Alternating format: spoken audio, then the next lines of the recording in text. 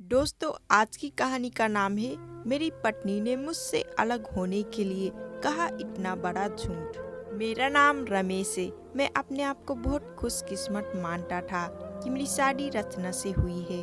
रचना और मेरी शादी घर वालों की मर्जी से हुई है।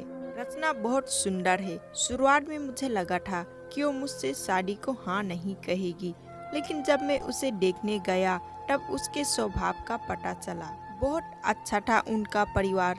रचना जब शादी करके मेरी जिंदगी में आई, तब से मेरी जिंदगी बदल गई। सभी मुझे कहते थे कि मैं बहुत खुशकिस्मत हूँ। अभी मेरी शादी को करीब 3 महीने हुए हैं। मेरा सपना था कि मैं बड़े शहर में एक बड़ा शोरूम बनाऊं कपड़े का। मैंने रचना को इसके बारे में बताया। रचना को पता है कि ये मेरे लिए कितना बड़ा सपना। मैं दिन रात इसी में लगा रहता हूँ। बड़ी मुश्किल से मुझे एक जगह मिली, लेकिन पैसे बहुत ज्यादा थे। इसीलिए मैंने अपने गांव की जमीन बेचने का फैसला किया था। जमीन मेरे पिता के दूसरे भाई का भी हिस्सा था।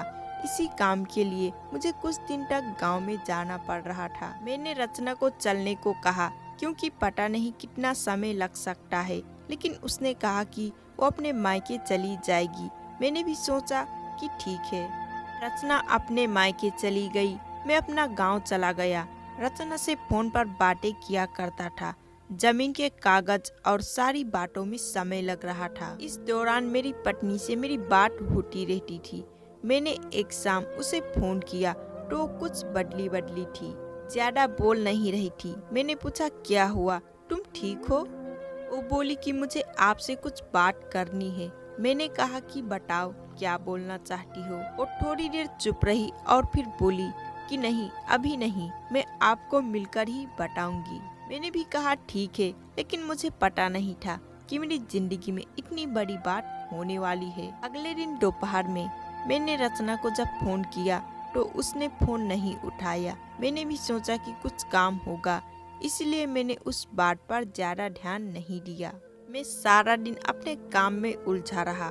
काम भी जरूरी था, क्योंकि वो खत्म करके ही मैं जल्दी रचना के पास वापस जा सकता था। दिन भर काम के बाद मैंने फिर शाम को रचना को फोन किया, लेकिन इस बार उसका फोन स्विच ऑफ आ रहा था। मैंने फिर सोचा कि शायद किसी काम से गई होगी और मोबाइल स्विच ऑफ हो गया होगा। मैंने रात फिर किया, क्योंकि दिन भर बात हो ना हो, लेकिन रात में जरूर बात किया करते थे। लेकिन रात में भी उसका फोन स्विच ऑफ था। अब मुझे थोड़ी फिक्र हुई, लेकिन फिर मैंने सोचा कि वो उसके घर के ही है। अगर कुछ बात होती तो मुझे फोन आ ही जाता। थोड़ी बहुत विचार करके मैं सो गया। मैंने सोचा कि उसके घर में किसी को फोन करूं, लेकिन रात में उस समय फोन करना मैंने उचित नहीं समझा, इसलिए मैं सो गया। सुबह उठते ही मुझे यही ख्याल आ रहा था कि मैं रचना से बात करूं। सुबह भी मैंने फोन किया, लेकिन अभी भी वही बात, उसका फोन स्विच ऑफ ही था। अब मैंने उसकी मम्मी को फोन किया, लेकिन उन्होंने भी मेरा फोन नहीं उठाया। अब मुझे थोड़ी फिक्र होने लगी थी, क्योंकि किसी से भी मेरी बात नहीं हो रही थी। करीब 3 दिन तक ना रचना का फोन आया, ना उसकी मम्मी का। मैं अपने काम में लगा रहा। फिर एक शाम मेरी सास का फोन आया। मैंने पूछा कि रचना कहाँ है। वो बोले कि रचना अपनी एक चेचरी बहन की शादी में गई है, शायद वहाँ नेटवर्क नहीं होगा, इसलिए बात नहीं हो पा रही है। मैं भूल गया था। रचना ने मुझे बताया था कि वो वहाँ जाने वाली है। मेरी चिंता थोड़ी कम हो गई और मैं वापस अपने काम में लग गया। रचना वहाँ 5 दिन रुकने वाली थी, इसलिए मैंने सोचा कि शायद 5 दिन तक मेरी रचना से कोई बात नहीं हो पाएगी। मेरा काम भी लगभग खत्म हो गया था। मेरे हाथ में पैसे 2 से 3 दिन में आने ही वाले थे। जैसे ही मेरे हाथ में पैसे आए, मैं वहाँ से निकल गया। वहाँ से निकलने के बाद मैं सीधा अपनी पत्नी के घर ही गया, उसे लेने के लिए। जैसे ही मैं वहाँ पहुँचा, मुझे देखकर मेरी सास खुश होने की बजाय डरी हुई दिखाई दी। मैंने थोड़ी देर वहाँ बैठा, उनसे पूछा कि रचना कहाँ है। वो बोले कि अभी आई नहीं है। मैंने बोला कि आई नहीं है, अभी तक उसका फोन भी नहीं लग रहा है। मैंने कहा कि आप मुझे वहाँ किसी का नंबर दे दो, कितने दिनों से रचना से बात नहीं हुई है। वो कुछ देर चुप रही, फिर बोली कि अभी मेरे पास नहीं है, मैं आपको किसी से पूछकर देती हूँ। करीब 8 दिन हो गए थे मुझे रचना से बात नहीं किए।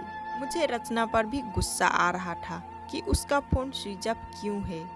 शायद उसका फोन काम नहीं कर रहा हो तो किसी के भी फोन से बात कर सकती है, लेकिन उसने मुझसे बात नहीं की। मैंने सोचा था कि जब वो आएगी तो उसे जरूर डांटूंगा। मेरी सास का फोन नहीं आया।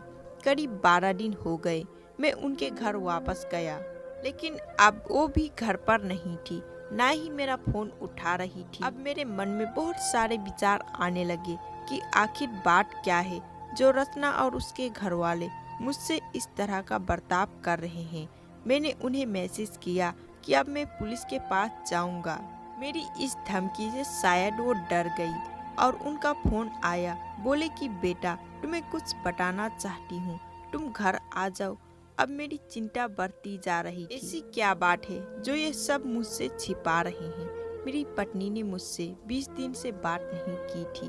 मैं अगले दिन उनके घर गया। मेरी सास का मुंह उतरा हुआ था। मैं बहुत गुस्से में था। मैंने जाते ही उन्हें जोर से चिल्लाते हुए पूछा कि कहाँ है रचना। मेरी सास मुझसे बोली कि बेटा, अब मैं तुम्हें जो बताने वाली हूँ उस पर तुम्हें विश्वास नहीं होगा, लेकिन यही सच है। वो बोले कि रचना किसी के साथ भाग गई है। मुझे मेरे कानों पर विश्वास नहीं हुआ कि मैंने क्या सुना। मैंने बोला कि आप कुछ भी बोलेंगे और मैं मान जाऊंगा। वो बोले बेटा, यही सच है। तुम्हारी शादी के पहले वो किसी से प्यार करती थी। जब वो गांव में अपनी बहन की शादी में गई तो वहां उसे मिल गया और वो मौका देखकर वहां से भाग गई। मैं जानती थी कि तुम उसे बहुत प्यार करते हो, लेकिन अब यही सच है, तुम्हें उसे भूलना होगा। हम लोग पुलिस के पास नहीं जाएंगे, नहीं तो बदनामी होगी, इसलिए हम इस बात को तुमसे छिपा रहे थे। रचना मेरे साथ 3 महीने तक रही थी। जितना मैं उसे जानता था वो ऐसा नहीं करती थी, लेकिन उसकी माँ यह कह रही थी तो मैं कैसे ना मानता। मेरा मन अभी भी मानने को तैयार नहीं था। मेरी सास मेरे आगे रो रही थी, माफी मांग रही थी। इतनी बड़ी बात मेरे घर वालों को पता चली तो उन्हें भी विश्वास नहीं हुआ। रचना स्वभाव से बिल्कुल ऐसी नहीं लग रही। रचना की माँ को देखकर मैं और मेरे घर वाले चुप रह गए। हमने कुछ बड़ा कदम नहीं उठाया। मैं अपने साथ हुए इस धोखे को बर्दाश्त नहीं कर पाया। मैंने रचना को बहुत प्यार किया और मुझे कुछ भी हासिल नहीं हुआ। रचना नाम से मुझे नफरत हो गई। मेरी जिंदगी पर इसका बहुत असर हुआ। मैं जो शोरूम की शुरुआत करने वाला, उसके लिए मेरे पास अब सब कुछ आ गया था, लेकिन फिर भी मुझे अब कुछ करने का मन नहीं हो रहा था।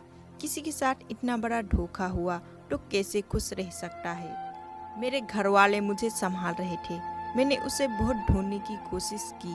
मैं चाहता था कि वो मुझे मिले तो मैं उसे पूछूं कि आखिर उसने मेरे साथ ऐसा क्यों किया। धीरे धीरे समय बीत गया।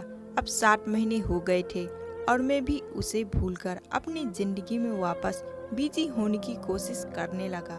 मेरा उसके घर यहाँ से जाना हुआ। ऐसे ही मेरा ध्यान उनके घर की खिड़की पर पड़ी। मुझे दिखाई दिया कि खिड़की में रचना है। एक झलक सी मुझे दिखाई दी। मैंने उसी समय उनका घर का दरवाजा बजाया। मेरी सास ने दरवाजा खोला और वो मुझे देखकर ही डर गई। दरवाजा खुलते ही मैं अंदर जाने लगा। मेरी सास ने मुझे रोका, लेकिन मैं नहीं माना। अंदर कमरे में गया तो रचना को देखकर मैं हैरान रह गया। रचना व्हील चेयर पर बैठी थी। रचना ने मुझे देखा और उसकी आंखों में आंसू आ गए। मैंने पूछा, यह क्या हुआ? रचना बस रो रही थी। मेरी सास बोली कि बेटा, जब रचना शादी में गई थी तब उसका एक्सीडेंट हो गया था और उसे ऐसी जगह चोट आई जिसके कारण अब वो चल नहीं सकती। एक्सीडेंट के समय भी बेहोशी में यह कह रही थी, तुम्हें ना बताए वो बड़े काम के लिए गए हैं। डॉक्टर ने बताया कि हो सकता है रचना अब चल ना सकेगी और इलाज पर बहुत ज्यादा पैसा लगेगा। तभी मैंने कहा कि दामाद जी को बता देते हैं, लेकिन रचना ने कहा कि मैं उनकी जिंदगी खराब नहीं कर सकती। इसीलिए रचना ने यह झूठ तुम्हें कहने को कहा ताकि तुम उससे भला बुरा कहकर उसे भूल जाओ, उससे नफरत करो। उनका सपना है शोरूम खोलने का। उनकी जिंदगी में जाऊंगी तो उन पर बोझ ही बनूंगी। मेरी पत्नी मुझसे इतना प्यार करती थी। मैंने उसे कहा कि रचना, अगर मेरे साथ ऐसा कुछ हो जाता तो क्या तुम मुझे छोड़ देती? रचना ने रोते हुए कहा कि ऐसा मत बोलो। रचना ने कहा कि मैं आपकी दोषी हूँ। एक्सीडेंट में हमारा बच्चा जो मेरे गर्भ में था वो भी नहीं बचा। आप मुझे भूल जाओ, दूसरी शादी कर लीजिए। मैं आप पर बोझ नहीं बनकर रहना चाहती। रचना की आंखों से आंसू नहीं रुक रहे थे। मैंने रचना को बीते हुए कुछ महीनों में ना जाने क्या कुछ भी नहीं कहा, लेकिन अब वो रचना को एक पल के लिए भी अपने से दूर नहीं रखना चाहता था। मैंने रचना की एक बात नहीं सुनी। मैं रचना को अपने साथ ले आया। अब कोशिश यही है कि वो फिर से चल सके। मैंने मेरा शोरूम बेच दिया और अच्छे से अच्छे अस्पताल में रचना को दिखाया है। उम्मीद की किरण दिखाई दे रही है। बस मैं यही चाहता हूँ कि वो फिर से अपने पैरों पर खड़ी हो जाए। तो दोस्तों, ये कहानी आपको कैसा लगा? अगर थोड़ा सा भी पसंद आएगा तो एक लाइक तो बनता है, और इससे ही कहानी के लिए चैनल को सब्सक्राइब जरूर करना।